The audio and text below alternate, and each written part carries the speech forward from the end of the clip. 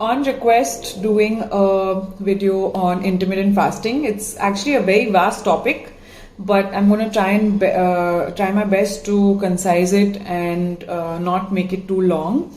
But even if it's a little longer than the usual other videos, please do listen to it because it really may help you.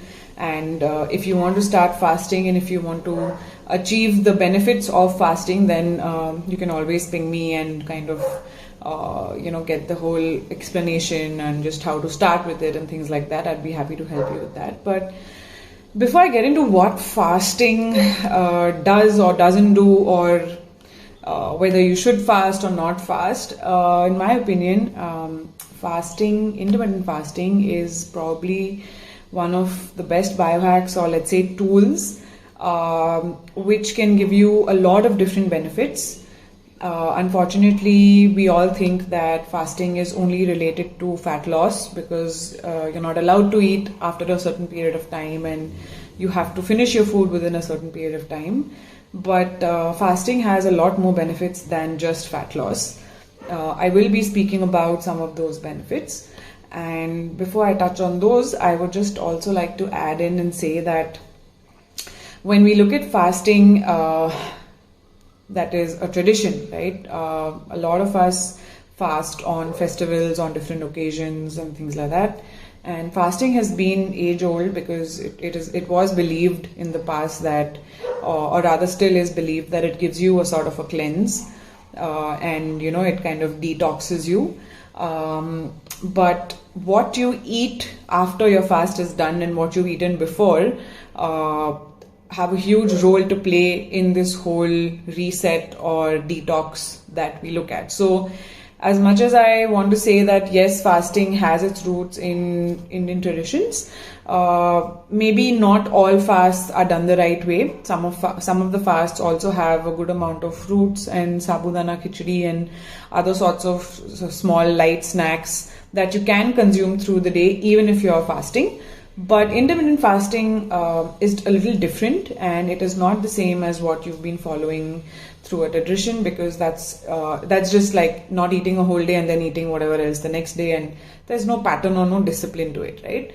Fasting also brings a lot of discipline onto the plate. At least for me, the habit of not eating late into the night actually started with fasting. Earlier I used to eat dinner at about 8-9. This is years ago.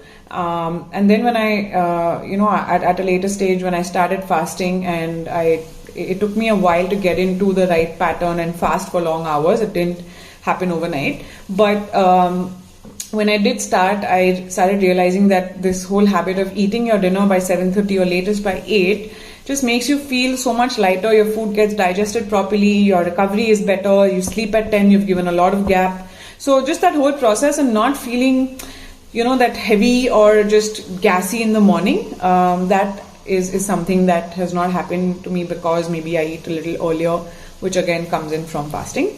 So what is fasting? Now, is fasting only a tool for fat loss? Not at all, right? If you are fasting for fat loss only, then you should know that what you break your fast with, and what you eat before your fast, and what you eat in your feeding hours, all three are extremely important. When you are not consuming food, what your body is trying to do is to burn body fat to use as energy, and that's the reason why you can maximize fat loss if you have fasted for 12 hours or more.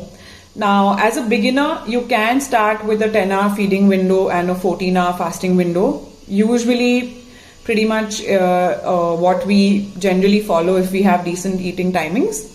So you can start with a 10 to 14 hour window, but when you actually hit 16 hours of fasting and 8 hours of feeding is when your fat, not just your fat loss is getting accelerated or your body is burning fat for energy, your growth hormone also starts secreting and increases. So if you fast for 3 days, your growth hormone increases by 300% is what research says. Which brings me to the second point, that fasting for fat loss only is not true. You can fast even when you're on gains. And if you're looking to enhance your growth hormone and you're looking to bulk up and you're looking to body build, then definitely fasting more than 16 hours, 12 to 16 hours is good, because that's when your growth hormone starts to increase and release much more efficiently in the body, right? If you go beyond 17, 18 hours of fasting, then your body starts repairing itself. It gets into repair mode and, tries to do the whole reset thing. Post 17 to 18 hours, let's say maybe 24 to 30, 36 hours, you're already entering a state of ketosis, which basically means that your body's hormones are now playing up differently.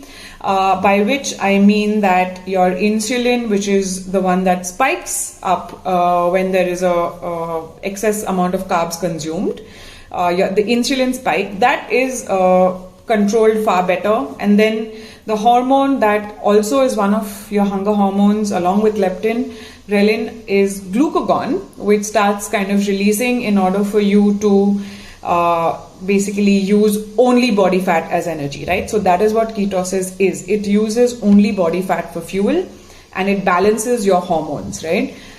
Now, post 24 to 36 or 72 hours is where your other hormones also start releasing. There's a rush of dopamine at some point. And, it sounds like, when I say this to people, they're like, oh my God, how did you manage? But I've done a 48-hour fast successfully. And all I was on was water and a little bit of coffee, not anything else. And after I finished my 48-hour fast, it was just, it felt like a reset, not just in my body, but also in my mind. So you can only experience this if you actually start doing it now to be able to achieve that, because the benefits of it, like I said, are just incomparable to anything else, right? Going ahead, if you are looking at muscle building, what you break your fast with, or even fat loss, what you break your fast with is extremely important. So usually you should eat a good amount of proteins and a good amount of fats while breaking your fast, because what you need to do is stabilize your body. Your body's been through long hours of no sugar rush or no blood sugar level spike, right? So to suddenly, after those many hours, give yourself a sudden blood sugar rise is just putting a lot of pressure on your organs to be able to release that much more insulin out of the blue suddenly. So it is important for you to ensure that you eat some protein and fats, which will also raise your insulin, but not as fast as a whole lot of carbs will. Also, if you're eating carbs, yes, it's totally okay to also eat carbs, but not the simple carbs. Try and stick to low glycemic carbs or complex carbs. So maybe oats is what you can consume with lots of coconut milk, coconut oil, and maybe a scoop of whey. Very common smoothie recipe is what I just told you. So what you eat after that meal, after your first meal, can again be a division of, a balanced X amount of proteins, carbs, and fats.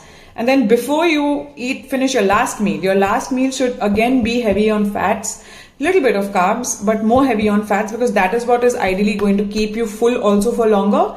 So usually what I do is, if I'm fasting, I break my fast with a good amount of MCT oil, some whey protein, and maybe a toast with some cheese or peanut butter.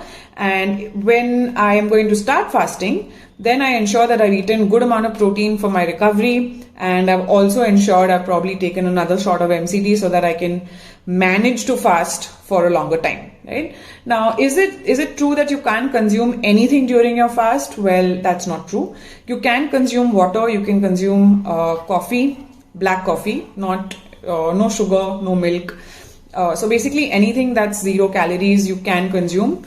Diet Coke is not 0 calories, so I don't think you should be consuming it during your fast.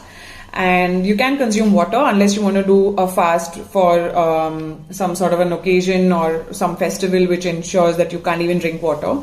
Like Karwa Chauth in Punjabis is a dry fast, right? So if you want to go in for a dry fast, then good luck to you, because that's much harder than going in for just water and coffee being allowed.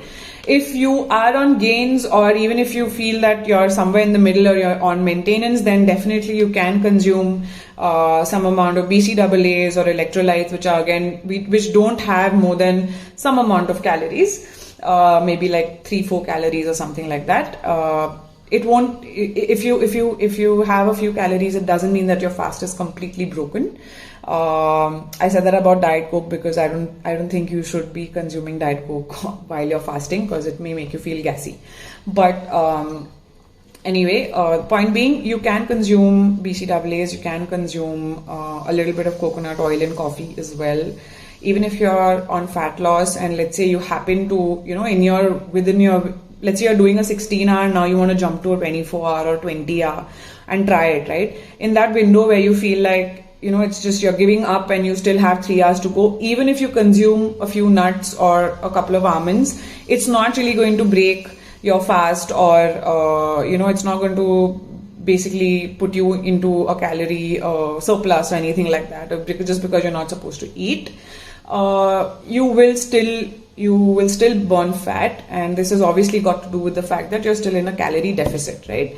Now, if you are fasting for whatever it be, it for fat loss or muscle gain, and you are trying, your total meals is just not balanced. Let's say you're eating little protein, little bit of fat, lots of carbs, or just maybe very few carbs and too much protein, too much fat, or it's just generally not balanced, then there are chances of your hormones also not being balanced even while you're fasting, because again your body is having to work double to first balance what is disbalanced because of the way you've eaten for 8 hours, and then start working on the other aspects of your body, right? So it's just a waste. So to try and eat healthy even when you're fasting.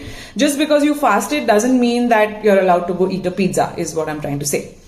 Other than this, I think another factor about fasting or how to start fasting, what you need to know is your patterns can differ as per different goals, right? There is no hard and fast rule that only if you do a 24-hour fast will you achieve fat loss, or only if you do a 72-hour fast will you achieve a rush of dopamine, right? You can still do, like I said, start with 10 hours of feeding, 14 hours of fasting, move slowly to 8-16. That's the most common ratio, right? There are different ratios you can follow, which is like, let's say 5:2, which means you fast for 5 days a week and you refeed for 2 days.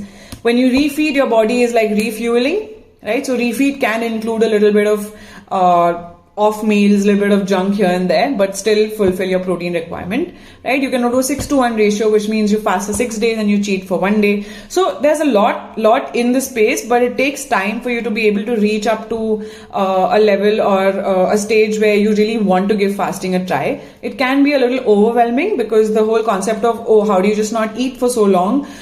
It may not resonate with a lot of us, but when you start trying it and when you successfully do it, is when you really realize the benefits of fasting.